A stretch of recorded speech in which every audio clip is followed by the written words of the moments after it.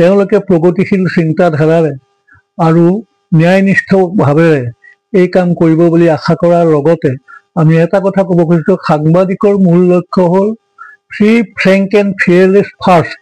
এই তিনিটা যদি তেওঁলোকে ৰক্ষা কৰিব পাৰে, আমি ভাবোঁ এই চেনেলটো নিশ্চয় এসময়ত জাকত জিলিকা হ'বগৈ। আমি শুভেচ্ছা জ্ঞাপন কৰিছোঁ, আশা কৰিছোঁ যুৱকসকলে যি উদ্দেশ্য, যি সৎ সাহসে এই কামটো কৰিবৰ কাৰণে আগবাঢ়িছে, তেওঁলোকে কৃতকাৰ্য হওক আৰু অসমৰ সংবাদ জগতক তেওঁলোকে আত্মপ্ৰতিষ্ঠাৰ কাৰণে সুযোগ লাভ কৰক।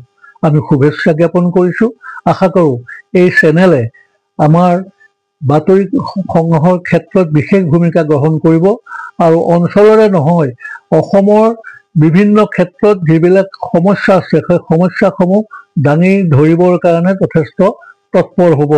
আমাৰ শুভেচ্ছাৰে তেওঁলোকে যাত্ৰা পথত আগবাঢ়ি যাওক, এই আমাৰ শুভকামনা থাকিল।